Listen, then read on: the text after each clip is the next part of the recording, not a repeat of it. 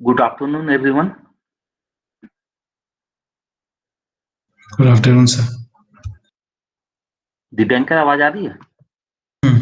Yes sir. Hello. Yes sir, yes sir. Okay okay. PPT share हुआ है दिव्यांकर? दिखाई दे रहा है पीपीटी? यस सर, क्लियर है। ओके। तो लास्ट क्लास में हमने फर्स्ट यूनिट कवर कर चुका था, फर्स्ट यूनिट तक, जो कि basic about the digital communication था। ठीक है। So second unit is about the pulse modulation. आपको याद होगा पल्स मॉड्यूलेशन में बहुत सारे मॉड्यूलेशन स्कीम्स थे, वो सब कवर करना है। बट डिफरेंट मॉड्यूलेशन स्कीम्स में जाने से पहले पल्स मॉड्यूलेशन की जरूरत क्या है, इसका बेसिक इंट्रोडक्शन। और इसमें 3 डिफरेंट बेसिक स्टेप्स होते हैं, जो कि सैम्पलिंग, क्वांटाइजेशन और इनकोडिंग है। इसे डिटेल में समझना है, उसके बाद 1 बाय 1 मॉड्यूलेशन स्कीम पे वी विल गो थ्रू करेंगे। Okay. So introduction to pulse modulation means इसकी जरूरत क्या है, सिग्निफिकेंस क्या है। जैसे कि आपको पता है कि आज के मॉडर्न वर्ल्ड में या मॉडर्न कम्युनिकेशंस में जो मोस्ट ऑफ द सिग्नल्स है जिसके साथ डील किया जाता है, वो सिग्नल का टाइप जो है वो डिजिटल सिग्नल है। या सपोज अगर वो एनालॉग सिग्नल है तो उसे फिर डिजिटल में कन्वर्ट किया जाता है। यानी कि कुल मिला के है कि जो मॉडर्न कम्युनिकेशन सिस्टम है वो बेसिकली डिजिटल सिग्नल को ट्रांसमिट करता है। अब या तो ये जो डिजिटल सिग्नल है सोर्स के द्वारा इटसेल्फ जनरेटेड होगा डिजिटल फॉर्म में, या अगर एनालॉग में होगा तो उसे डिजिटल में कन्वर्ट किया जाएगा। ठीक है ना। यही है, many signals in modern communication systems are digital, also analogue signals are transmitted digitally, यानी कि पहले डिजिटल में कन्वर्ट किया जाता है। इसके पीछे एम क्या है? एम है to reduce the distortion and improvement in the SNR ratio. ठीक है ना। यानी जो सिग्नल का जो डिस्टॉर्शन होता है और इसके एसएनआर रेशियो को, यानी कि सिग्नल पावर को इम्प्रूव करना और नॉइस पावर को रिड्यूस करना है। That is possible through the pulse modulation, जो डिफरेंट स्कीम्स के थ्रू पॉसिबल है। पल्स मॉड्यूलेशन में बहुत सारे मॉड्यूलेशन स्कीम आते हैं, जैसे कि पीएएम है, pulse analogue modulation, pulse width modulation, pulse position modulation, pulse code modulation, delta modulation, और इसी में differential delta pulse code modulation, adaptive modulation, so many modulation are there. ठीक है। आपको याद होगा लास्ट जब हम लोग एनालॉग कम्युनिकेशन पढ़ रहे थे, तो एनालॉग कम्युनिकेशन में क्या होता है कि जो भी मॉड्यूलेटेड सिग्नल है, वो जो सिग्नल का कुछ पैरामीटर्स जो होता है वो मैसेज सिग्नल के अकॉर्डिंग कंटिन्यूअस वेरी करता है। जैसे कि यहाँ पे लिखा हुआ CW मतलब कंटिन्यूअस वेव है यहाँ पे, यानी कंटिन्यूअस फॉर्म ऑफ सिग्नल है। So in continuous wave modulation scheme some parameter of modulated wave varies continuously with message signal. ये लास्ट क्लास में भी हमने पढ़ा था। डिजिटल में भी कुछ ऐसा ही होता है, बट थोड़ा सा डिफरेंट होता है डिजिटल में। जैसे कि इन एनालॉग पल्स मॉड्यूलेशन, अगर पर्टिकुलर डिजिटल में पीएएम की हम बात करें, तो यहाँ पे क्या होगा, some parameter of each pulse is modulated by a particular sample value of the message. ठीक है ना। अभी पर्टिकुलर सैंपल ऑफ वैल्यू आपको सैम्पलिंग थ्योरम से ज्यादा क्लियर होगा, क्योंकि कोई भी जैसे एनालॉग पल्स मॉड्यूलेशन स्कीम में जो सिग्नल होते हैं एनालॉग फॉर्म में होंगे। अब एनालॉग फॉर्म में से पर्टिकुलर कुछ पॉइंट पे सैंपल को कलेक्ट किया जाएगा जो कि डिस्क्रीट फॉर्म में होगा, और जो इंटायर पैरामीटर्स है जो वो उस सैंपल्ड वैल्यू के अकॉर्डिंग वेरी करेगा। तो यही पॉइंट है, ये ज्यादा क्लियर होगा जब हम लोग इसे 1 बाय 1 मॉड्यूलेशन स्कीम पे जाएंगे। तो फॉर एग्जांपल अगर हम एनालॉग पल्स मॉड्यूलेशन की बात करें, तो here some parameter of each pulse is modulated by a particular sample value of the message. Sample value क्या होता है अभी आने वाला थोड़ी देर स्लाइड में क्लियर होगा, जो सैम्पलिंग थ्योरम इसी से कॉन्सेप्ट बनता है। ओके। तो पल्स मॉड्यूलेशन स्कीम्स जो है वो 2 डिफरेंट टाइप से हो सकते हैं। एक तो एनालॉग पल्स मॉड्यूलेशन स्कीम्स हो सकता है, और दूसरा डिजिटल पल्स मॉड्यूलेशन स्कीम हो सकता है। एनालॉग पल्स मॉड्यूलेशन स्कीम में आपका हुआ pulse amplitude modulation, pulse width modulation and pulse position modulation. और जो डिजिटल पल्स मॉड्यूलेशन है इसमें है आपका पीसीएम है, पल्स कोड मॉड्यूलेशन। इसी में डीपीसीएम होता है जिसे कि डिफरेंशियल पल्स कोड मॉड्यूलेशन बोलते हैं। फिर डेल्टा मॉड्यूलेशन है, फिर इसी में आपका डेल्टा का ही अनदर फॉर्म होता है adaptive delta modulation. Quadrature adaptive delta modulation, so many modulation are there, ठीक है। अब इसमें अगर आप गेट पॉइंट ऑफ व्यू और कोई भी competition exam point of view से बात करोगे, तो जो एक डिजिटल पल्स मॉड्यूलेशन वाली स्कीम है, जैसे कि पीसीएम, डीपीसीएम, डीएम, एडीएम एंड क्यूएडीएम, ये वाले जो पोर्शन है ये बहुत ज्यादा इंपॉर्टेंट है। यहाँ से क्वेश्चन बहुत ज्यादा अमाउंट में आ रहा ही होता है, क्योंकि जो डिजिटल की मेन कॉन्सेप्ट है वो यहीं पे यूज होता है। इसी में बेसिक टर्मोलॉजी आती है हमारी सैम्पलिंग थ्योरम, जिसे कि नेक्विस्ट क्राइटेरिया, नेक्विस्ट रेट थ्योरम भी बोलते हैं। इसी में क्वांटाइजेशन वाली कॉन्सेप्ट आती है, इसी में इनकोडिंग वाली कॉन्सेप्ट आती है। इसके साथ साथ जो गेट पॉइंट ऑफ व्यू से अदर पोर्शन जो इंपॉर्टेंट है वो बैंड पास वाली डेटा ट्रांसमिशन है, जैसे कि ये एनालॉग पल्स मॉड्यूलेशन और डिजिटल पल्स मॉड्यूलेशन जो अभी हम लोग देखेंगे, ये आपका बेस बैंड डेटा ट्रांसमिशन है। बेस बैंड डेटा ट्रांसमिशन में जो चैनल टाइप है वो कोई फिजिकली अवेलेबल चैनल है, जैसे कि कोई एक्सल केबल, फाइबर ऑप्टिक्स केबल हो गया, आपके कोई भी वायर हो गया, ट्विस्टेड पेयर वगैरह, यानी कि किसी फिजिकली बाउंडेड चैनल के थ्रू मैसेज ट्रांसमिशन ट्रांसमिट करेगा। और जो दूसरा पार्ट होता है बैंड पास डेटा ट्रांसमिशन, उसमें जो चैनल है आपकी वो वायरलेस रहती है, तो उसकी जो स्कीम है मॉड्यूलेशन वो आपके एएस के, आपने सुना होगा amplitude shift keying, frequency shift keying, और उसमें फेस शिफ्ट कीइंग, फिर उसी का टिल्ट वर्जन होता है binary phase shift keying, like that, ठीक है, एम एरे वगैरह है। तो ज्यादा इंपॉर्टेंट देखोगे जिसमें ज्यादातर क्वेश्चन अराई होते हैं वो आपके डिजिटल पल्स मॉड्यूलेशन से अराई होते हैं, जैसे पीसीएम, डीपीसीएम, डीएम, एडीएम एंड क्यूएडीएम। और बैंड पास वाले जो पोर्शन है उसका एएसके, एफएसके, पीएसके से है, बट हमारे सिलेबस में पीएएम, पीडब्ल्यूएम एंड पीपीएम है, तो ये भी हम लोग one by one go through करेंगे। ओके, अगर पल्स मॉड्यूलेशन की हम बात कर रहे हैं तो पल्स एम्पलीट्यूड मॉड्यूलेशन में जो सिग्नल होगा, जनरेटेड सिग्नल होंगे, वो कुछ इस टाइप से कंटिन्यूस वेव फॉर्म में रहेंगे। आप देख सकते, एक बार भी जस्ट फिगर देखो, ग्लिम्स, ये डिटेल ज्यादा आगे क्लियर होगा। पल्स विड्थ मॉड्यूलेशन होगा वो समथिंग ग्रीन टाइप से होंगे। पल्स पोजिशन मॉड्यूलेशन जो होगा ये वायलेट कलर वाले है, इसके अकॉर्डिंग होंगे। पल्स कोड मॉड्यूलेशन जो होंगे वो रेड कलर के अकॉर्डिंग होंगे। डेल्टा मॉड्यूलेशन कुछ इस टाइप से सिग्नल दिखेगा आपको, जो नीचे वाला सिग्नल दिखाई दे रहा है। तो जो भी पल्स मॉड्यूलेशन स्कीम्स हैं, इनमें बेसिकली सबसे पहले एक कॉन्सेप्ट आता है कि एनालॉग सिग्नल को डिजिटल में कैसे कन्वर्ट किया जाए। इसके लिए हम एडी कन्वर्टर यूज करते हैं या डीए कन्वर्टर यूज करते हैं। तो एडी कन्वर्जन या डीए कन्वर्जन की जो टास्क है वो अचीव होता है थ्री बेसिक कॉन्सेप्ट के थ्रू, जिसमें कि पहला है सैम्पलिंग, दूसरा है क्वांटाइजेशन और तीसरा है बाइनरी इनकोडिंग या इनकोडिंग। अब ये सैम्पलिंग, क्वांटाइजेशन, इनकोडिंग, इसे हम पहले डेप्थ में समझेंगे, उसके बाद हर एक मॉड्यूलेशन स्कीम की ओर जाएंगे। और इन तीनों कॉन्सेप्ट को बेहतर वे में समझने के लिए मैं 2 और 3 रिसोर्सेस आपको शेयर करूंगा, यानी 2 और 3 डिफरेंट रिसोर्सेस से हम समझने की कोशिश करेंगे, क्योंकि क्वेश्चंस बहुत ज्यादा अमाउंट में इंटरव्यू में या गेट वगैरह में या पब्लिक सेक्टर यूनिट में 1 मार्क्स का क्वेश्चन, 1 मार्क का क्वेश्चन या short numerical question sampling, quantization और इनकोडिंग से डायरेक्टली अराइज होता है। ओके, और जब तक ये बेस्ट आपको नहीं समझ में आएगा तब तक कोई भी मॉड्यूलेशन स्कीम आगे आपको नहीं समझ में आएंगे, क्योंकि आपको एडी कन्वर्टर और डीए कन्वर्टर के कॉन्सेप्ट को समझना जरूरी है। तो जैसे कि आप फिगर देखो, अगर हम पर्टिकुलर पीसीएम की बात करें पल्स कोड मॉड्यूलेशन में, तो पल्स कोड मॉड्यूलेशन में एनालॉग सिग्नल्स होगा और उससे पहले डिजिटल में कन्वर्ट किया जाएगा, यानी डिजिटल डेटा में। और डिजिटल डेटा में कन्वर्ट करने के लिए हमें एडी कन्वर्टर चाहिए। और एडी जो कन्वर्जन है, एडी कन्वर्जन 3 डिफरेंट स्टेप पे कंप्लीट होगा। एक है सैम्पलिंग, दूसरा है क्वांटाइजेशन और तीसरा है इनकोडिंग। तो यही सैम्पलिंग, क्वांटाइजेशन और इनकोडिंग को पहले हमें समझना है डिटेल वे में, ठीक है। तो हम पीसीएम जो डिटेल एलिमेंट्स है, इसे पीसीएम का डिटेल कॉन्सेप्ट है वो बाद में आएंगे। इससे पहले मैं आपके साथ दूसरा फाइल शेयर कर रहा हूँ, तो late me share it first. Divyankar, आवाज आ रही ना भाई? जी सर।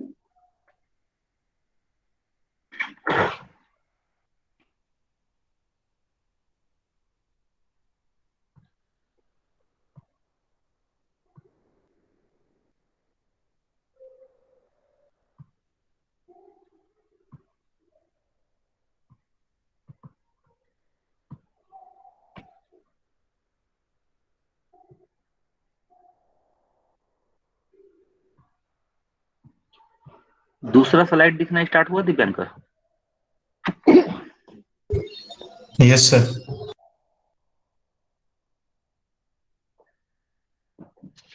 ओके, आपको याद होगा लास्ट क्लास में हमने डिजिटल कम्युनिकेशन में ही कहीं पे डिस्कस किया था कि जो डिजिटल कम्युनिकेशन है उनके बेसिक एलिमेंट्स कुछ इस टाइप से होते हैं। ये आई थिंक एक फिगर में आपको शो भी किया था, जिसमें कि information source A oblique D converter, यानी कि एनालॉग टू डिजिटल कन्वर्टर, और रिसीवर साइड में डी ऑब्लिक ए कन्वर्टर, यानी digital to analogue converter. Okay, then transmitter side में आपका सोर्स इनकोडर है, चैनल इनकोडर है, मॉड्यूलेटर है, और रिसीवर साइड में अगेन रिवर्स प्रोसेस है। मॉड्यूलेटर का reverse process D modulator, then channel decoder, source decoder, then AD converter का जो रिवर्स प्रोसेस है, DA converter, then information sink, means you are able to receive your information. तो इसमें जो important point है, सबसे मेन इंपॉर्टेंट पॉइंट है वो ए टू डी कन्वर्टर है, ठीक है। तो ए टू डी मतलब analogue to digital. A oblique D is the process of converting an analog signal to digital signal in order to transmit it through a digital communication system, ठीक है। so, आप जानते हो अभी तक कि कोई भी इलेक्ट्रिकल जो सिग्नल है उसे हम टाइम डोमेन और फ्रीक्वेंसी डोमेन में अलग अलग तरीके से रिप्रेजेंट कर सकते हैं। लेट्स से कि कोई हमारे पास सिग्नल है वीटी, और इसका टाइम डोमेन जो रिप्रेजेंटेशन है वो कुछ इस टाइप से है, 2 sin 2 pi into 1000 t plus 4 pi 45। Okay, so we can get the value of the signal at any time t, यानी कि जो टाइम डोमेन का जो सिग्नल है ये हम पर्टिकुलर किसी भी टाइम पे इसकी वैल्यू को गेट कर सकते हैं, जहाँ पे टी के वैल्यू को हम सब्स्टिट्यूट करेंगे इस बी टी इक्वेशंस पे। तो पर्टिकुलर टी इक्वल टू 0 1 2 3 5 पे you can identify it's real value जो भी आएगा। ओके, सो टाइम डोमेन में जब हम सिग्नल को रिप्रेजेंट करेंगे, लेट से किसी को वीटी को हम जब रिप्रेजेंट कर रहे हैं तो कुछ इस टाइप से आएगा टाइम डोमेन, आप देख सकते हो। लेकिन जब हम फ्रीक्वेंसी डोमेन में रिप्रेजेंट करेंगे तो फ्रीक्वेंसी डोमेन कुछ समथिंग से दिखेगा आपको। So converting an analog signal to discrete signal can be done through the three basic steps, जैसे कि अभी थोड़ी देर पहले मैंने बताया, जिसमें पहला है सैम्पलिंग, दूसरा है क्वांटाइजेशन, और तीसरा है coding. So sampling, first we will see sampling, process of converting the continuous time signal to a discrete time signal. अगर इसे हम जस्ट ब्रॉडर वे में समझना चाहें तो सैम्पलिंग क्या है, तो सैम्पलिंग कुछ नहीं है, ये कंटिन्यूअस जो टाइम सिग्नल है उसे डिस्क्रीट टाइम सिग्नल में कन्वर्ट करने का प्रोसेस है। तो ये कन्वर्ट करने के लिए हम लोग क्या करते हैं कि एक पर्टिकुलर स्पेसिफाइड वैल्यू पे इसके सैंपल को कलेक्ट करते हैं, और जो वैल्यू मैंने कंसीडर किया, लेट से कि टी इक्वल टू मैंने 0.1 कंसीडर किया, तो वहां पे वैल्यू कंसीडर किया, फिर उसके बाद टी इक्वल टू 0.4 पे कंसीडर करूंगा, फिर टी इक्वल टू 0.6 पे कंसीडर करूंगा। इसको बेहतर वे में आप ऐसे बोल सकते हो, sampling is done by taking samples at specific times space regularly. जैसे कि VT is an analogue signal, जैसे भी थोड़ी देर पहले हमने देखा कि वीटी क्या है, VT equal to 2 sin 2 pi 1000 t plus 45, एक एनालॉग सिग्नल है, ठीक है। और इसे जब हम डिस्क्रीट फॉर्म में कन्वर्ट करेंगे तो वी एन टी एस हम बोलेंगे। जो वी एन टी एस है वो बेसिकली सैंपल्ड सिग्नल है, यानी कि पर्टिकुलर स्पेसिफाई वैल्यू पे हम सैंपल को कलेक्ट कर रहे हैं। तो टी एस यहाँ पे क्या होगा, positive real number that represent the spacing of the sampling time, यानी कि जिस टाइम पे हम सैंपल को कलेक्ट कर रहे हैं वो टाइम है बेसिकली। और रेगुलर इंटरवल पे, जैसे 0.2 पे हमने कंसीडर किया तो अगले बार 0.4 पे करेंगे, फिर 0.6 पे करेंगे, 0.8 पे, फिर देन 1 पे, 1.2 पे, एंड सो ऑन। सो ये कितने इंटीजर्स के बाद कलेक्ट करना है ये डिपेंड करता है n इक्वल टू n पे, और n यहाँ पे क्या है, सैंपल नंबर इंटीजर। तो लेट्स से कि आप अगर आपने सैम्पलिंग जो टाइम है, स्पेसिंग टाइम या सैम्पलिंग टाइम है, अगर आपने 0.3 लिया, अब कितने रेगुलर स्पेस पे कंसीडर करना है ये आपके एन पे कलेक्ट डिपेंड करता है। अगर मान लो एन आपने अगर होल नंबर लिया तो 0 से लेके 1 2 3 4 5 6 नेचुरल नंबर ले सकते हो, या इवन नंबर आप ले सकते हो 0 2 4 6, या आप और नंबर ले सकते हो 1 3 5 7। तो एन जो है वो बेसिकली टीएस, दो टीएस के बीच कितना की स्पेसिंग होने वाला है उसको रिप्रेजेंट करेगा। इसको और बेहतर वे में आप इस फिगर से समझ सकते हो, जैसे कि फिगर 1 जो है original analogue signal before sampling, यानी कि एक एनालॉग सिग्नल है, एक कंटिन्यूअस फॉर्म में है, आप 0 से लेके 1 के बीच में यहाँ पे हमने 10 डिफरेंट पार्ट में इसको कंसिडर किया है, 0.1, 0.2, 0.3, लेकिन आप चाहोगे तो 0.001 पे भी इसके वैल्यू आइडेंटिफाई कर सकते हैं, यानी this one is the original analogue signal है बिफोर सैम्पलिंग। अब सैंपल में हमें कन्वर्ट करने के लिए सबसे पहले हमें आइडेंटिफाई करना पड़ेगा इसकी स्पेसिंग वैल्यू की, कितना पे हम सैंपल करना चाहते हैं और कितना नंबर कलेक्ट करना चाहेंगे। तो यहाँ पे अगर आप देखोगे तो एक कंप्लीट साइकिल, ये एनालॉग सिग्नल का साइकिल कहाँ पे कंप्लीट हो रहा है, 0 से चालू होकर और 0.5 पे कंप्लीट हो रहा है, यानी कि 180 डिग्री पे। और इसके हाफ साइकिल्स कहाँ पे कंप्लीट होंगे, 0.25 पे कंप्लीट होंगे, यानी कि पॉजिटिव साइकिल और निगेटिव साइकिल दोनों मिला के एक कंप्लीट साइकिल बनेगा। तो आप देखो सैम्पलिंग साइड में कि टोटल एक साइकिल में 12 वैल्यू कंसिडर किया गया है, ठीक है। तो आप क्या करोगे, 0.5 डिवाइडेड बाई 12 करोगे, ये लगभग 0.041 आ रहे हैं, यानी कि पहला सैंपल 0.041 पे कलेक्ट किया गया है। पहला सैंपल तो 0 पे कलेक्ट किया गया है, दूसरा सैंपल 0.041 पे, तीसरा सैंपल 0.082 पे कंसिडर किया गया है। तो इस तरीके से ये एन की वैल्यू है, एन क्या है, कितना है यार, टोटल 12 है, यानी कि N0, N1, 2, 3, 4, 5, 6 और सैंपल्ड वैल्यू TS क्या है, TS है आपका 0.041, क्योंकि 12 सैंपल आपने कंसिडर किया है। तो ये जब हम न्यूमेरिकल करेंगे तो ज्यादा वे में क्लियर होगा। तो कुल मिला के जो फिगर 1 है ये आपको एनालॉग सिग्नल दिखा रहा है बिफोर सैम्पलिंग, और जो फिगर 2 है ये आपको सैंपल्ड एनालॉग सिग्नल दिखा रहा है आफ्टर सैम्पलिंग, यानी कि दूसरा वाला भी एनालॉग सिग्नल ही है, लेकिन ये एक तरीके से अब डिस्क्रीट फॉर्म में हो गया है और आपने पर्टिकुलर टाइम पीरियड के इस एनालॉग सिग्नल के सैंपल को आपने कलेक्ट किया हुआ है, ठीक है।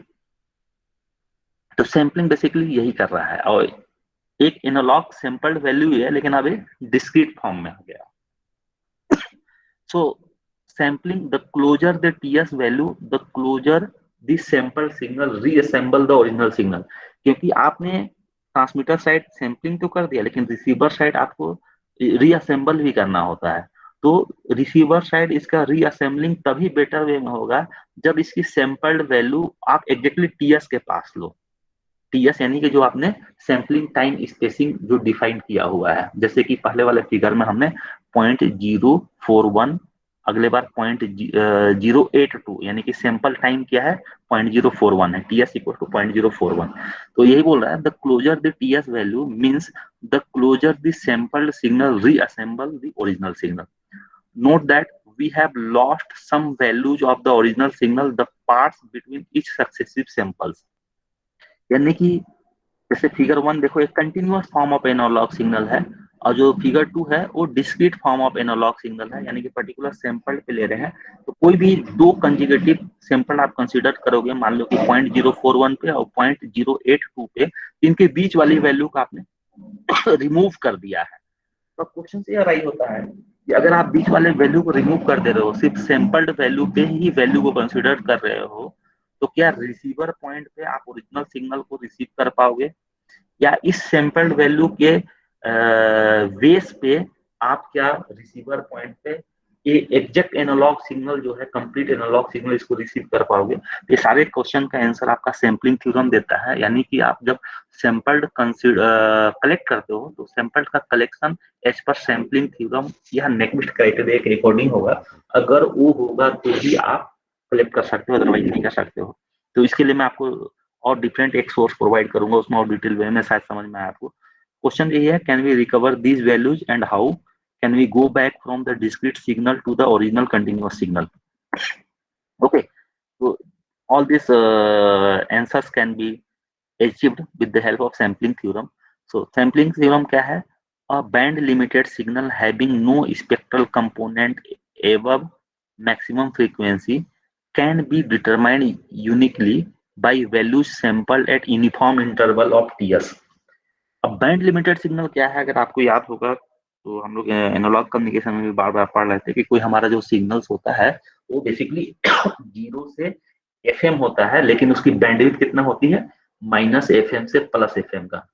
तो आप जस्ट रिकॉल करो कि एनालॉग कम्युनिकेशन में जब हम कोई सिग्नल को रिप्रेजेंट करते थे एक सिंगल साइकिल्स को -fm से +fm के बीच रिप्रेजेंट करते थे, लेकिन एक्चुअली सिग्नल क्या होता है 0 से fm के बीच में, और बैंडविड्थ क्या होता था -fm से +fm, यानी कि 2fm हुआ करता था।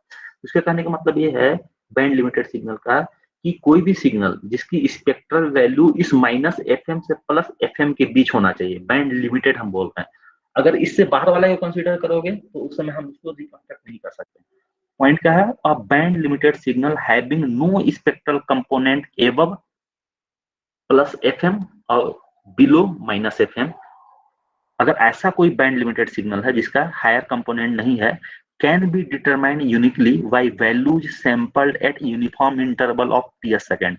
यानी कि ऐसा सिग्नल को आप डिटरमाइन कर सकते हो जिसकी की सैंपल्ड वैल्यू को कलेक्ट किया गया है ts इंटरवल पे। तो जो ts है, ts के लिए कंडीशंस क्या होने चाहिए, तभी आप इस सिग्नल को रीबैक कर सकते हो। तो कंसीडर कंडीशन क्या होना चाहिए, ts should be less then और इक्वल टू 1/2fm, या इसी को आप बोल सकते हो ts के बजाय fs should be greater than और equal to 2fm। Okay, different way में इसको बोलना चाहोगे तो an analogue signal can be reconstructed from a sampled signal without any loss of information if and only if it is band limited signal। band limited signal मतलब कि -fm से +fm के बाद में, मतलब इस रेंज को छोड़कर अदर रेंज में स्पेक्ट्रल कंपोनेंट अवेलेबल नहीं है। इसका मतलब ये है the sampling frequency is at least twice the signal bandwidth, यानी सैम्पलिंग फ्रीक्वेंसी के टर्म्स में बात करो या सैम्पलिंग इंटरवल के टर्म्स में बात करो। तो सैम्पलिंग इंटरवल के टर्म्स में बात करोगे तो TS should be less than equal to 1/2fm। और इसी अगर फ्रीक्वेंसी या सैम्पलिंग रेट के टर्म्स में बात करोगे तो बोलोगे fs should be greater than और इक्वल टू 2fm, यानी 2 मैक्स। तो सैम्पलिंग थ्योरम क्या है, डेफिनेशन यही है। और दूसरा डेफिनेशन भी हम देखेंगे दूसरे तरीके से, बट एक क्वेश्चन डायरेक्टली पूछा जाता है या इंटरव्यू में सीधे होता है कि डिफाइन द सैम्पलिंग थ्योरम। जब भी वाइवा या कुछ होगा तो मैं भी पूछ सकता हूँ या एग्जामिनेशन हॉल में भी आ सकता है। तो सैम्पलिंग थ्योरम के लिए आपको याद रखना है कि बैंड लिमिटेड सिग्नल होना चाहिए और sampling frequency is at least twice the signal bandwidth, या इसे आप अगर टीएस के टर्म में बात करोगे तो can be determine uniquely by value sample at uniform interval of TS second. ठीक है, नेक्स्ट पॉइंट है इसमें क्वांटाइजेशन। अब मैं जस्ट क्वांटाइजेशन के मेन डेफिनेशन में जाने से पहले ये बताना चाहूंगा कि जैसे कि ये कंटिन्यूअस सिग्नल है आपका फिगर 1, और आपने क्या किया कि 0.041, 0.082, देन उसके बाद 0.12 समथिंग, जो भी इसका सैंपल वैल्यू जहां जहां पे भी कलेक्ट कर रहे हो, तो इसमें जो वैल्यू आएगी वो टोटली रैंडम वैल्यू रहती है इसकी। यानी कि 0.041 पे लगभग आप देख लो कि 1 के नियर अबाउट है या 1 से थोड़ा सा कम है। इसी तरीके से अगले 0.082 पे ये 1.5 से ऊपर है और 2 से नीचे है। यानी कि जो आप सैंपल्ड टाइम पे जो वैल्यू कलेक्ट कर रहे हो वो टोटली रैंडम वैल्यू होती है, और वो लार्ज साइट ऑफ, मतलब लार्ज सेट ऑफ डेटा हो जाता है। तो इस लार्ज सेट ऑफ डेटा को डील करना बड़ा मुश्किल हो जाता है। तो ये लार्ज सेट ऑफ डेटा को ना कुछ फाइनाइट सेट ऑफ डेटा में हम कन्वर्ट करने का कोशिश करते हैं, यानी कि थ्रेशोल्ड करने का कोशिश करते हैं, क्वांटाइट करने की कोशिश करते हैं।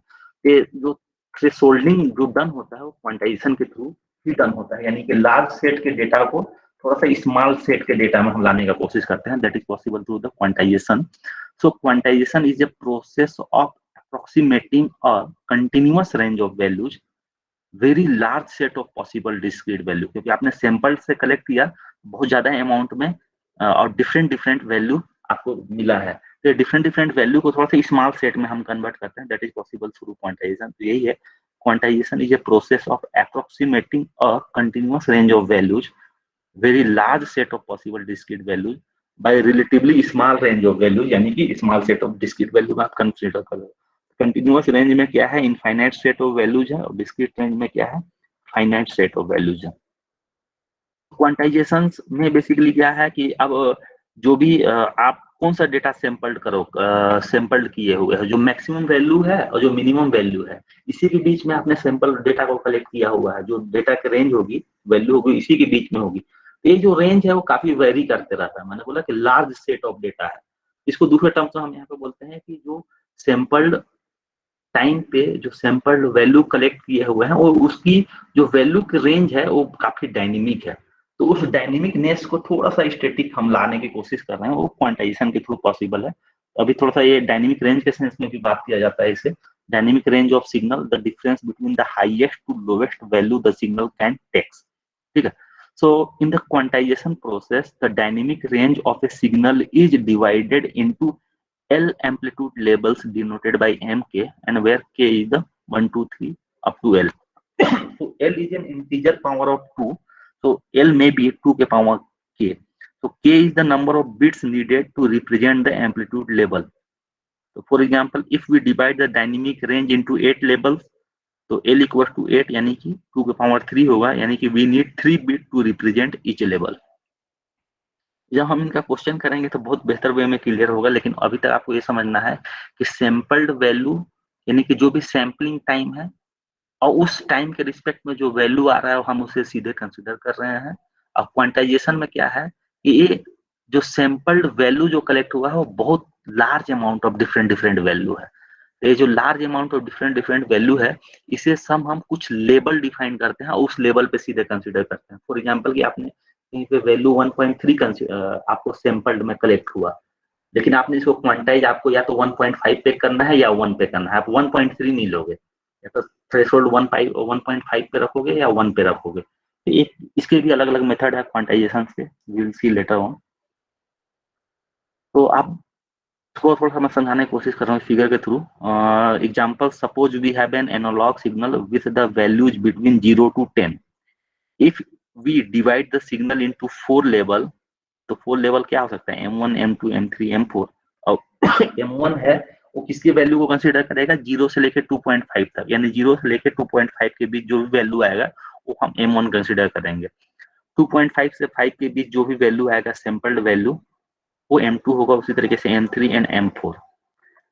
तो अब मान लो अगर आप क्वांटाइज लेवल कंसीडर किए हो कि M1 1.25, तो 0 से लेकर 2.5 के बीच कुछ भी वैल्यू आए, आपको अगर 0.1 भी आए तो आप उसको कंसीडर करोगे 1.25, या आपका 2.4 भी आए तो आप कंसीडर करोगे 1.25। तो इस तरीके से आप देख सकते हो 0 और 2.5 के बीच में अगर 10 डिफरेंट वैल्यूज आ रहे हैं तो इसके लिए हम सिर्फ एक ही सेट कंसीडर करेंगे 1.25 की।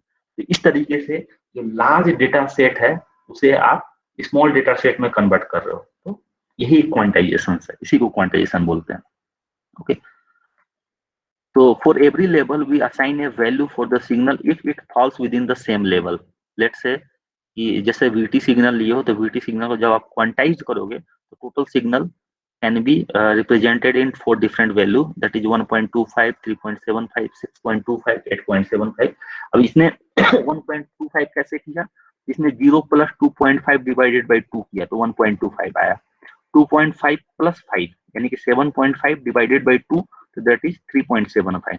तो एक क्वांटाइज्ड वैल्यू है। अब क्वांटाइज के भी बहुत सारे स्कीम्स हैं, इसमें आगे हम पढ़ेंगे इसके different types.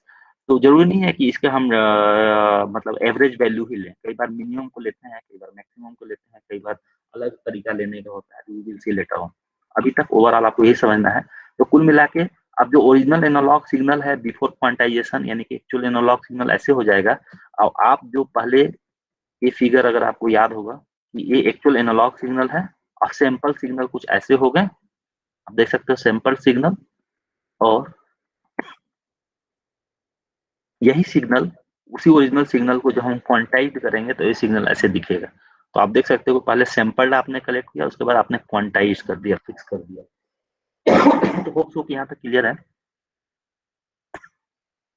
Before quantization, after quantization. Okay, quantization जैसे इसने लेबल कंसीडर किया है, the more quantization labels we take the smaller the error between the original and quantized signal. तो ये कहने का मतलब ये है, कई बार ये रिलेशन पूछा जाता है कि आपका सिग्नल का regeneration is directly proportional to quantization या इनवर्सली, या क्या रहेगा, तो डायरेक्टली प्रोपोर्शनल टू क्वांटाइजेशन होती है, यानी कि जितने नंबर ऑफ लेवल ज्यादा रहेंगे क्वांटाइजेशन के, उतने ही ज्यादा इसकी रीजनरेशन की बेटर चांसेस रहेगी।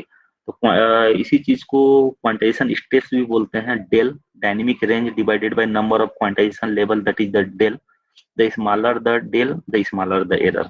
ओके, अब कोडिंग है। कोडिंग बड़ा सिंपल तरीका है, असाइनिंग है binary code to each quantization level. आपने क्वांटाइजेशन लेवल आइडेंटिफाई कर लिया, 1.25, 3.75, 6.25 एंड 8.75। अब इसे आप बाइनरी कोड प्रोवाइड करो। बाइनरी कोड के बहुत सारे स्कीम आते हैं, इसी में हमारा एक लास्ट यूनिट है सोर्स कोडिंग या कोडिंग इंफॉर्मेशन वाली कॉन्सेप्ट। तो उसमें डिफरेंट डिफरेंट स्कीम्स है। तो ओवरऑल अभी हमें इतना समझना है कि जो क्वांटाइज वैल्यू आ गया उसे हम अब कोड करते हैं बाइनरी कोड के through. So assigning a binary code to each quantization level. For example, if we have a quantized signal into 16 labels, the coding process is done as the following। 16 level में यानी 0 को 4 time 0 लिखोगे, 1 को 0001 and 0010 and so on. Okay, the binary code are represented as pulse. इस code को फिर बाद में पल्स के फॉर्म में रिप्रेजेंट किया जाता है, यानी कि 1 है वाइडर पल्स और 0 है जो lower pulse. Okay, after coding process the signal is ready to be transmitted through the channel and therefore completing the AD conversion of an analog signal। तो मैंने एक सोर्स ये आपको बताया सैम्पलिंग, क्वांटाइजेशन एंड कोडिंग का। Now I am sharing the second source for better understanding of these three basic concept। Okay Divyankar, कोई doubt है यार? Hello, no sir. Okay, so let me share another PPT.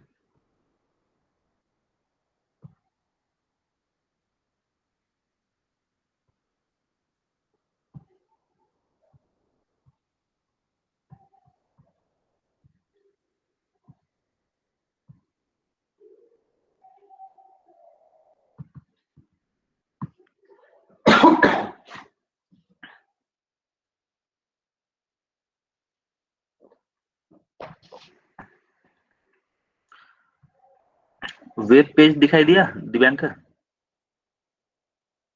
Hello, yes sir. Page दिखाई दे रहा है ना?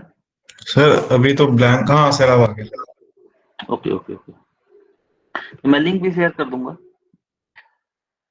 तो sampling क्या है? Sampling is defined as the process of measuring the instantaneous value of the continuous time signal in a discrete form. यानी कि डिस्क्रीट फॉर्म पे उसके इंस्टेंटेनियस वैल्यू क्या होगी उसको मेजर करने का तरीका है सैम्पलिंग। या दूसरी बार मैं बोल सकता हूँ sample is a piece of data taken from the whole data which is continuous in the time domain. यानी कि सैम्पलिंग उसी तरीके से है जैसे कि फॉर एग्जाम्पल कि आप वेयर हाउस में एक ट्रक में कुछ माल लेके बेचने गए। फॉर एग्जाम्पल कि 1000 बोरी है और उस बोरी के अंदर धान रखा हुआ है। तो कैसे सैंपल कलेक्ट करता है? उन लोग रेंडमली मतलब 1000 बोरी में से 100 बोरी कलेक्ट किया और 100 बोरी में डिफरेंट डिफरेंट पॉइंट पे पिंग करके डेटा को कलेक्ट करता है और चेक करता है कि क्वालिटी कैसा है। ठीक है ना? और उस जो क्वालिटी चेक किया उसके बेस पे डिसाइड करता है कि टोटल जो माल है उसकी क्वालिटी कैसी होगी।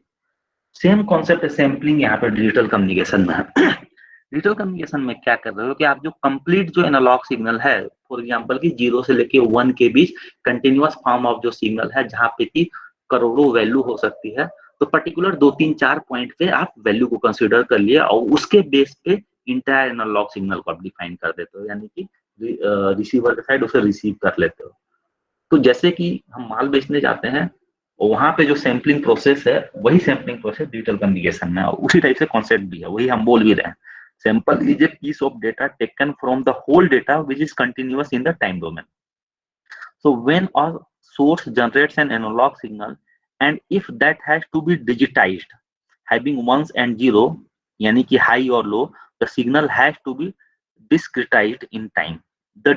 This discretizations of analog signal is called as sampling। Okay, so the following figure indicates a continuous time signal xt and a sampled signal xst। When xt is multiplied by a periodic impulse trend, the sample signal xxt is obtained। जैसे कि एक continuous signal है xt, आप देख रहे हो continuous signal xt। Okay, अब ये जो सैंपल सिग्नल है x ऑफ st, ये कैसे आप इसको फाइंड आउट कर रहे हो? तो आप क्या कर रहे हो, जो एक पीरियोडिक इंपल्स सिग्नल आप जानते हो कि पर्टिकुलर एक वैल्यू पे उसकी वैल्यू होती है। इंपल्स सिग्नल आप याद करो कि आपने सिग्नल मतलब एनालॉग कम्युनिकेशन के स्टार्टिंग में या सिग्नल एंड सिस्टम्स में आपने इंपल्स सिग्नल पढ़ा हुआ है। इंपल्स सिग्नल क्या था? डेल टी, डेल टी मतलब यानी कि 0 पे सिर्फ उसकी एम्पलीट्यूड होती थी। अब इसी डेल टी की पीरियोडिक सिग्नल को कंसीडर किया जाए, यानी कि 0, 1, 2, 3, 4, 5, 6 हर एक वैल्यू पे, तो इसको हम क्या बोलेंगे, पीरियोडिक इम्पल्स ट्रेन, यानी कि पीरियोडिक सिग्नल या जो इम्पल्स सिग्नल है उसका पीरियोडिक फॉर्म, यानी कि ट्रेन और चैन के फॉर्म में आपने कंसीडर कर लिया। अब इस इम्पल्स फॉर्म को, इस पीरियोडिक इम्पल्स ट्रेन को मल्टीप्लाई कर दो इस कंटिन्यूअस टाइम सिग्नल से, तो आपको क्या मिल जाएगा, इस कंटिन्यूअस टाइम सिग्नल की डिस्क्रीट वैल्यू मिल जाएगी। यही चीज बोल रहा है, the following figure indicates a continuous time signal x of T and a sampled signal xs of t when xt is multiplied by a sentence ध्यान दो, when xt is multiplied by a periodic impulse train, periodic impulse train कहने का मतलब है impulse signal, periodic impulse signal का periodic form 0, 1, 2, 3, 4, 5, 6 and so on। जब उसको multiply करते हैं xt से तो आपको x of st ऑप्टेन होता है, that is a sample signal. तो आपने कुल मिला के इसे डिस्क्रीट फॉर्म में कंसीडर कर दिया। अब सैंपल रेट क्या है, to discretize the signal the gap between the sample should be fixed, that gap can be termed as a sampling period TS. यानी कि सिग्नल को जब एनालॉग को डिजिटल में हम कन्वर्ट करते हैं तो इस दौरान पे दो, किस वैल्यू पे हमको वैल्यू कंसीडर करना है, किस पॉइंट पे ये जो गैपिंग होगी वो फिक्स होगी, तभी तो पीरियोडिक बनेगा, अगर फिक्स नहीं होगा तो पीरियोडिक बन ही नहीं पाएगा। वही है, to discretize the signal the gap between the sample should be fixed, that gap can be termed as a sampling period TS. ऐसे हम सैम्पलिंग फ्रीक्वेंसी भी बोलते हैं। तो सैम्पलिंग फ्रीक्वेंसी क्या हो जाएगा, F S equal to 1/ts, where ts is the sampling time and fs is the sampling frequency, or we call it sampling rate. So sampling frequency is the reciprocal of the sampling period. This sampling frequency can be simply called as sampling rate. The sampling rate denotes the number of samples taken per second or for a finite set of values. For an analog signal to be reconstructed from the digitized signal, the sampling rate should be highly considered. क्या बोल रहा है, for analog signal to be reconstructed, यानी receiver point पे इस analogue signal को reconstruct करने के लिए किससे, डिजिटाइज सिग्नल से सैम्पलिंग रेट को कंसीडर करना बड़ा जरूरी है। The rate of sampling should be such that the data in the message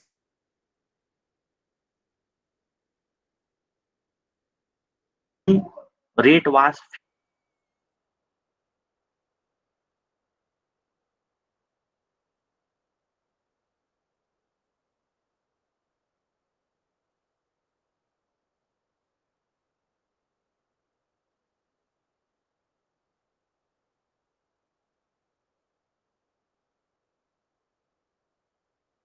with W क्या होता है, 2fm होता है, और fm क्या है, मैक्सिमम फ्रीक्वेंसी है।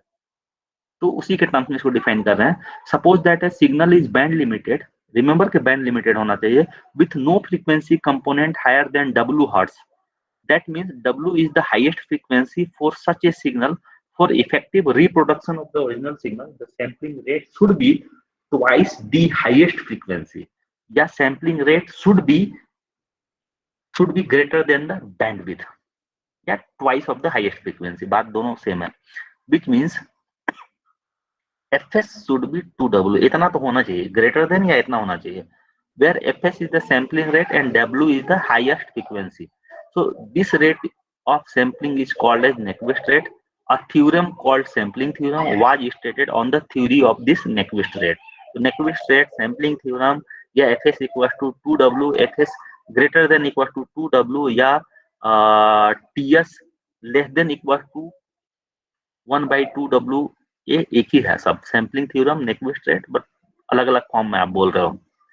तो sampling theorem, the sampling theorem which is also called as a Nyquist theorem delivers the theory of sufficient sample rate in terms of bandwidth for the class of functions that are band limited. The sampling theorem states that a signal can be exactly reproduced if it is sampled at the rate fs which is greater than twice the maximum frequency w, जो हम बार बार बोल रहे हैं वही है। To understand this sampling theorem, let us consider a band limited signal, that is a signal whose value is non-zero between sum minus w and w hertz, जो कि मैं आपको -fm2 प्लस fm बोल रहा था, वही पॉइंट है। तो such a signal is represented as x of f equal to 0 for all f greater than w। तो इसको आप बेहतर वे में समझने के लिए, for the continuous time signal xt the band limited signal in frequency domain can be represented as shown in figure. मान लो कि कोई बैंड लिमिटेड सिग्नल है, मैं यही बोल रहा था, बैंड लिमिटेड सिग्नल हम क्या बोल रहे हैं कि -w और w के बीच ही इसकी स्पेक्ट्रल वैल्यू होनी चाहिए। इसके बाहर के रेंज का अगर आप स्पेक्ट्रल वैल्यू ले रहे हो और सैंपल रेट पे उसको रिप्रोड्यूस करना चाह रहे हो, देन यू कांट इट ना। इसके लिए बैंड लिमिटेड सिग्नल होना चाहिए सैंपलिंग थ्योरम के लिए। तो मान लो कि ये कोई बैंड लिमिटेड सिग्नल है, we need a sampling frequency, a frequency at which there should be no loss of information even after sampling. For this we have the Nyquist rate that the sampling frequency should be 2 times the maximum frequency if it is the critical rate of sampling. तो यहाँ पे to form हम consider कर रहे हैं। अगर मान लो fs जो है वो ग्रेटर देन 2w होगा तो इसकी जो सैंपल्ड होगी वो कुछ इस टाइप से कलेक्ट होगा। आप देख लो x of s w equal to, आप देख सकते हो 0 w0 -w0, आगे चले जाओ 2w0, पीछे साइड आओ तो -2w0, इसी तरीके से 3 4 का होगा। ठीक है। The above figure shows the Fourier transform of signal xt। Here the information is reproduced without any loss, there is a no mix up and hence recovery is possible. यानी कि जो fs है अगर एक ग्रेटर देन 2w होगा तो signal कुछ ऐसा दिखेगा और आपका रिकवरी आसानी से पॉसिबल है। अगर मान लो fs एग्जैक्टली 2w होगा, fs अगर एग्जैक्टली 2w होगा तो जो सिग्नल रिसीव होगा वो इस टाइप से रिसीव होगा, यानी कि यहाँ पे भी लॉस नहीं हो रहा था। इसे इसे आपको बोलते हैं क्रिटिकल सैंपलिंग। अगर आपने जस्ट एग्जैक्टली 2w कंसीडर किया है fs तो आपका इंफॉर्मेशन लॉस नहीं हो रहा है। The result will be as shown in the above figure, the information is replaced without any loss, hence this is also a good sampling rate. ये भी गुड सैंपलिंग रेट है। लेकिन सपोज कि आपने सैंपलिंग रेट को consider नहीं किया, जो हम बोल रहे हैं कि fs should be greater than equal to 2w, अगर हम ये कंसीडर नहीं कर रहे हैं, मान लो कि हमने fs लेस देन 2w किया तो जो रिसीव्ड सिग्नल होगा वो इस टाइप से होगा। तो आप ये बोल सकते हो कि -w0 पे जो सिग्नल है इसका जो लोवेस्ट स्पेक्ट्रल है वो -2w के हाईएस्ट स्पेक्ट्रल के साथ ओवरलैप हो गया। ओवरलैप होते ही इंफॉर्मेशन का लॉस हो जाता है। So we can observe from the above pattern that the overlapping of information is done, which leads to mixing of and loss of information. This unwanted phenomenon of overlapping is called as aliasing। यानी कि signal का reproduction receiver side पे सभी possible है जब आप sample को sampling rate के थ्रू कंसीडर किए हुए हो। यानी सैंपलिंग रेट को या न्यूक्विस्ट क्राइटेरिया को कंसीडर करना बड़ा जरूरी है। कई बार क्वेश्चन यही पूछा जाता है directly, if you collect the sampled value without its sampling rate then what will be the result. The result will be aliasing of signal, यानी कि ओवरलैपिंग ऑफ सिग्नल, यानी कि loss of information. Okay, so aliasing यही है, overlapping यानी information का loss हो जाना है। होप कि यहाँ पे सभी क्लियर है। दिव्यांकर कोई डाउट? No sir. ओके, तो इसी में आगे हम इस सोर्स के थ्रू देखते हैं कि क्वांटाइजेशन क्या होता है। Okay, the digitization of analog signal involves the rounding of the value which are approximately equal to the analog value. The method of sampling chooses a few points on the analog signal and then these few points are joined to round up this value to near stabilized value. Such process is called as a quantization।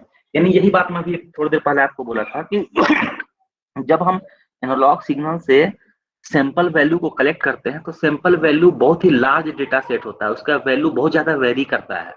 उसे हम किसी point पे round of करते हैं, किसी point पे हम fix करते हैं, क्वांटाइज करते हैं। आप किस पॉइंट पे फिक्स करेंगे, किस पॉइंट पे क्वांटाइज करेंगे, ये डिपेंड करता है उसके लेवल पे कि कितना डिफरेंट लेवल लिए हैं, उस लेवल की वैल्यू कितना है। जैसे कि थोड़ी देर पहले हमने देखा कि 0 से लेकर 2.5 के बीच जो भी वैल्यू आएगा उसे हम इसके एवरेज पे राउंड ऑफ करेंगे, यानी कि 0 प्लस 2.5 डिवाइडेड बाई 2 यानी कि 1.25 पे हम राउंड अप करेंगे जो भी वैल्यू 0 से 2.5 के बीच आएगा। वही बात तो क्वांटाइजेशन बोल रहा है डिफरेंट वे में। The digitization of analog signals involves the rounding off of the values which are approximately equal to the analog values. The method of sampling chooses a few points on the analog signal and then these points are joined to round off the value to near stabilized value. यानी कि जिस value को हम stabilise कर रहे हैं, ये जो इंटायर प्रोसेस है that is known as a quantization. Okay. So the analog to digital converters performs this type of functions to create a series of digital values out of the given analog signal. The following figure represents an analog signal. This signal to get converted into digital has to undergo sampling and quantizing. ठीक है. So quantizations के लिए आप क्या आप देख सकते हैं फिगर कि इसमें जो ब्लू लाइन है, the following figure shows how an analog signal get quantized. The blue line represents analog signal while the brown one represent the quantized signal. यानी कि आपने सैंपल कलेक्ट किया और राउंड ऑफ कर दिया और राउंड ऑफ करने के बाद उसे हम इनकोड कोडिंग कर दिया 0110 पे, like that. Both the sampling and quantization result in the loss of information. The quality of a quantizer output depend upon the number of quantization level used. मैं बोला ना कि इसकी जो क्वालिटी है, रिप्रोडक्शन की क्वालिटी, कितना अच्छा रिप्रोड्यूस होगा सिग्नल, ये नंबर ऑफ लेवल पे डिपेंड करते हैं. यानी नंबर ऑफ लेवल शुड भी जितना हाई होगा उतनी ज्यादा बेटर रिजल्ट अचीव होगा. The discrete amplitude of the quantize output are called as a representation level और reconstruction level. The spacing between the two adjacent representation level is called as a quantum or step size. The following figure shows the resultant quantized signal, which is the digital form for the given analog signal. Okay. This is also called as a staircase waveform in accordance with its shape. There are two types of quantization: uniform quantization and non-uniform quantization. The type of quantization in which the quantization level are uniformly spaced is termed as a uniform quantization. यानी कि जो quantization level है वो uniform spacing पे space है, जैसे कि 2, 4, 8, 16, यानी कि 2 के पावर 0, 2 के पावर 1, 2 के पावर 2, 3, 4. अगर इस फॉर्म में क्वांटाइजेशन हो रहा है, यानी कि जो लेवल है वो यूनिफॉर्मली है तो यूनिफॉर्म क्वांटाइजेशन होगा.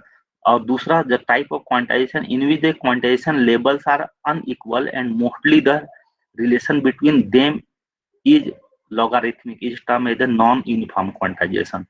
यानी कि अगर इक्वली डिस्ट्रीब्यूट हो रहा है क्वांटाइजेशन लेवल तो यूनिफॉर्म क्वांटाइजेशन है, और अनइक्वली हो रहा है, इक्वल नहीं हो रहा है, यानी कि लॉगरिथमिक टर्म्स में हो रहा है तो नॉन यूनिफॉर्म क्वांटाइजेशन है. Again there are two types of the uniform quantization. Uniform quantization के टू टाइप्स है, जो कि mid rise type and mid tread type. ये क्वेश्चंस डायरेक्टली गेट में कई बार पूछा गया है कि आपको फिगर बना के दिया हुआ है, जैसे फिगर 1, फिगर 2 यहाँ पे दिया हुआ है. अब पूछा है कि which one is the mid range type of quantization. Figure option रहेगा ए बी सी, आपको चूज करना है. तो डिफरेंस को आइडेंटिफाई करो. पहला है मिड राइज टाइप और दूसरा है मिड ट्रेड टाइप. दोनों को आइडेंटिफाई करने के लिए दोनों फिगर के आप ओरिजिन पॉइंट पे आओ. तो ओरिजिन पॉइंट फिगर 1 का देखो, ओरिजिन पॉइंट, तो यहाँ पे जो ओरिजिन है वो कहाँ पे लाई कर रहा है, यानी कि राइजिंग पॉइंट पे. जो राइजिंग पॉइंट है उसके मिडिल पे लाई कर रहा है, इसीलिए है mid rise type, rising point के मिडिल पे. और फिगर 2 का देखो तो फिगर 2 में क्या है, जो स्टेयर है उसके मिडिल पे लाई कर रहा है. यानी कि आप ये बोल सकते हो कि फिगर 1 में जो राइजिंग है, आप स्टेप इंक्रीज कर रहे हो तो देखो -2 से 2 की ओर चल रहे हो, यानी कि आप वर्टिकल चल रहे हो, तो उस समय 0 वहां पे लाई कर रहा है. और दूसरे वाले में कहाँ पे 0 लाई कर रहा है, जब आप हॉरिजॉन्टल चल रहे हो तो उसके मिडिल पे लाई कर रहा है. तो there are two types of uniform quantization, they are mid rise type and mid tread type. The following figure represent two types of uniform quantization. Figure 1 shows the mid rise type and figure 2 shows the mid trade type. Mid rise में क्या है? This type is so called because the origin lies in the middle of a rising part of the staircase like graph. The quantization level in this type are even in number. यानी यहाँ पे जो quantization level होता है mid rise में वो even होता है. अब mid trade में क्या है? The mid trade type is so called because the origin lie in the middle of a trade of the staircase like graph. ठीक है ना, यहाँ से ग्राफ से क्लियर होगा. तो quantization level in this type are odd in number. ये बहुत छोटा सा आपको दिख रहा है, बट ये क्वेश्चन बहुत अराइज होता है डायरेक्टली 1 मार्क्स का, ठीक है। Both the mid rise and mid tread type of uniform quantization are symmetric about the origin, यानी कि दोनों को अगर आप देखोगे मिड राइज और मिड ट्रेड, ये ओरिजिन के अबाउट में सिमेट्रिक होता है। तो इस तरीके से आपका क्वांटाइजेशन, सैम्पलिंग और कोडिंग यहाँ पे कंप्लीट होता है। कोडिंग के तो हमारा लास्ट में एक डिफरेंट यूनिट ही है कि हम क्वांटाइज वैल्यू को जब बाइनरी वैल्यू पे कोड करेंगे तो उसके लिए कौन कौन सा डिफरेंट डिफरेंट स्कीम्स है। So from next class we will see its different modulation schemes. Okay, तो यहाँ तक किसी कोई डाउट, क्योंकि उन मॉड्यूलेशन स्कीम्स को, इन तीनों कॉन्सेप्ट को समझना आपको बहुत जरूरी है, सैम्पलिंग, क्वांटाइजेशन और कोडिंग। इस पे डायरेक्टली क्वेश्चन अराइज होते हैं और सारे जो मॉड्यूलेशन स्कीम है इसी पे ज्यादा अमाउंट में वेरी करते हैं। आप हर जगह देखना इसी के अकॉर्डिंग चलेगा सिस्टम। तो किसी की कोई डाउट यहाँ तक?